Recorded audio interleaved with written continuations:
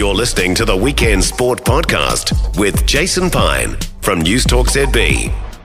And it's a warm welcome into the ZB studio to old mate, and I think I can say that, former Bulldog, former Warrior, Kangaroo and the like, Steve Price. Steve, great to see you again. It's been a long time. It's been a long time, Das.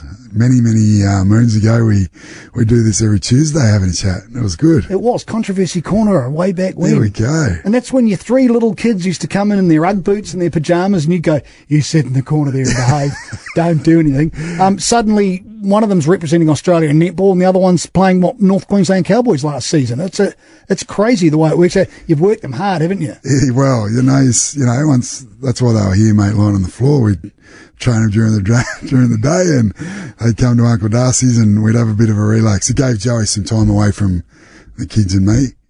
Those couple of hours each Tuesday.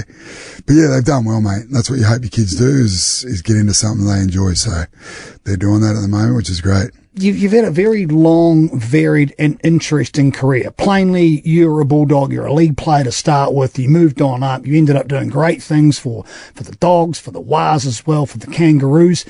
Suddenly, you're running a supermarket in Waipu. Next thing you know, you're off in a management situation over with the Dogs. Now you're out in the middle of the outback. Now you're coming here for Celebrity Treasure Island. You're busy, aren't you, mate? Yeah, maybe it's trying to find what it is that gets me excited, mate. But it's a real pleasure to be asked, on opportunities like sort of Celebrity Treasure Island. And my time at the Bulldogs, I learned a lot. It wasn't fun times, but I learned a lot.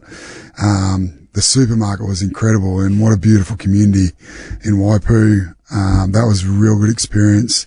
And yeah, the kids are now obviously doing their own thing.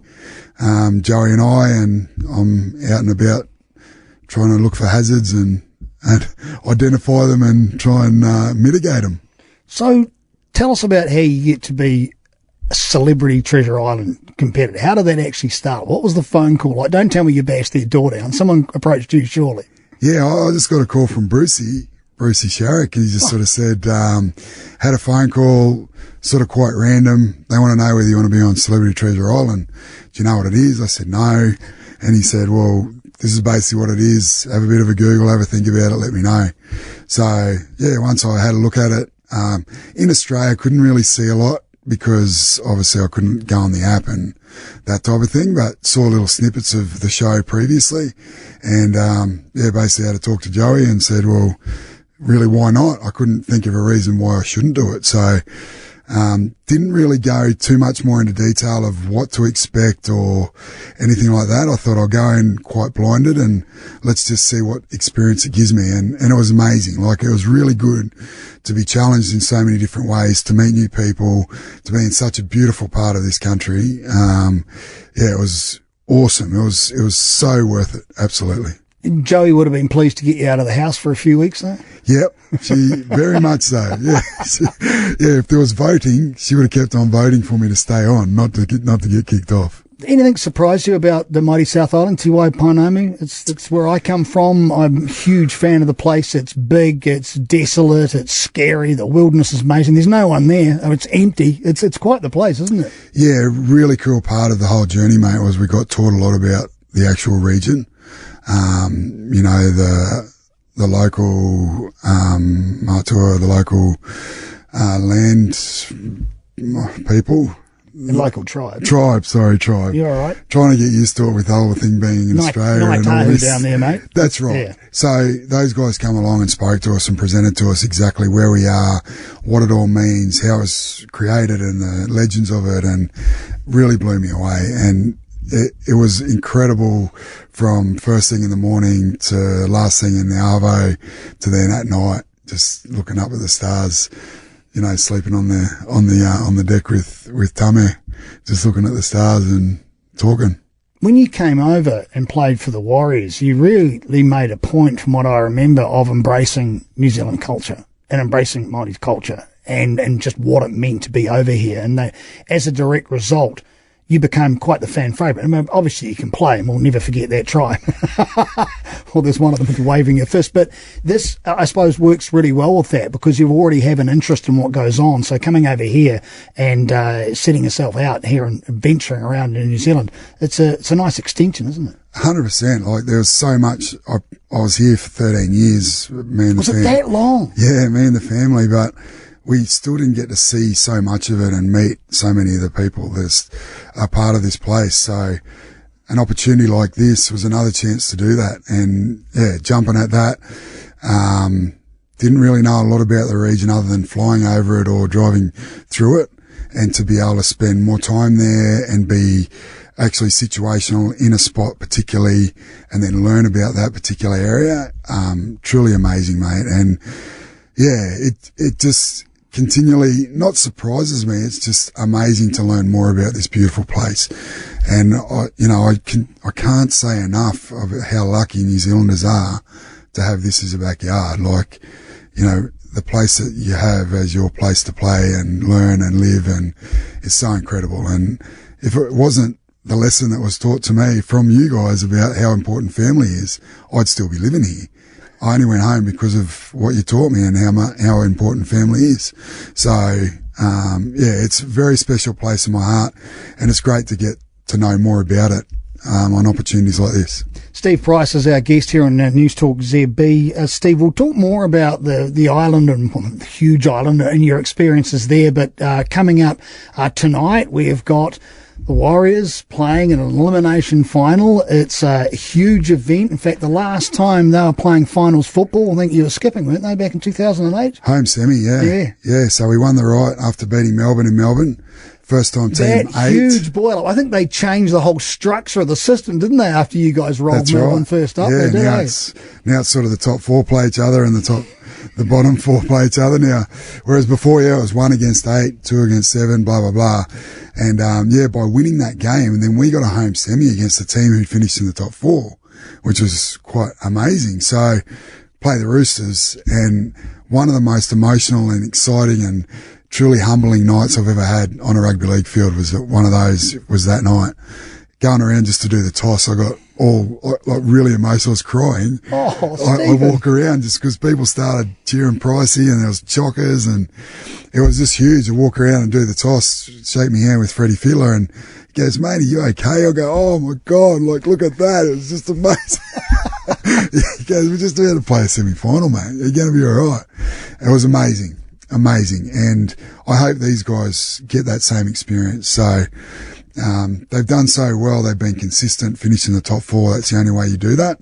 And they've just got to keep doing what they've been doing because it's worked. So they're coming up against the Knights team. One of them's going to be out. You just hope that it's not you, but you just got to do everything you do in your preparation. And then on the night, it's going to go the way it goes. And you just hope that you walk off the field knowing you couldn't do anything else, and hope that W so that you can continue this little story. You've spent a bit of time with the squad this week, I believe, out at Rarotonga Mount Smart, imparting some wisdom. How comfortable you are with doing that? They still want to listen to an old dude? No, mate. I don't think our boys listened to me when I was playing, but I went out and watched a training session. I'm a big body language person, and I loved what I saw. That's all I can say is I was really interested to see the boys train, to see how they get on, and I'm watching it from afar, right? I'm Steve. I just turned up, at Mount Smart, and I really loved what I saw. So if what I saw is what I think's going to happen, I'm really comfortable and very proud and very excited about the game because I think the coach has got everything right. And I think the coaching staff and the players, they know what they're about and what mood they need to be in to play their best footy. And, obviously, there's going to be a little bit of time before the game, but that's going to be their final bits to get them completely right. And, I'm going to go back to Aussie knowing and watching the game that I'm quite comfortable thinking, far out, I know a little bit more about this group and I'm pretty excited about it. The strength of this Warriors team, where do you think it lies? You mentioned coach and Andrew Webster, a huge amount of time for him because A, he wanted to be back in New Zealand, B, he'd already been over here, so he actually understands it means, and he wants to build a career as a coach, and it looks like he's hitting the right marks, nice and simply. He's obviously key to the way this team has gone on, but there are also players too who are playing the best rugby league they've played in their careers under his watch. Yeah, I think it's his temperament and the way he goes about it certainly calms the players down. I think Sean's had the best season I've ever seen him play. That's off the back of a forward pack that's going really well. Ed and Fonua-Blake, hello. Yeah, well, Fonua-Blake, he's got really good late feet, very skillful, can play long minutes. You've got Tohu, very similar. There's some guys in there, Mitch, that are doing really good. Well, Mitch is a former Newcastle, so he'd love coming up against his old mates. 100%. It's a really well-balanced team, and everyone brings something different to the table. The wingers, the boys, they were at the Doggies when I was there with Marcelo and Dal, and I think I said to Dal at training, I just said, mate, this is the happiest I've seen you for a long time. It's so good. Like, you look like you're enjoying life and you're enjoying your footy, which is great. That's all you want to see players doing, right? And Marcer's the same. Like, they're both great kids who have come over here and really making the most of their opportunity. So, yeah, Chance at the back, he's doing a great job, and got some young centres.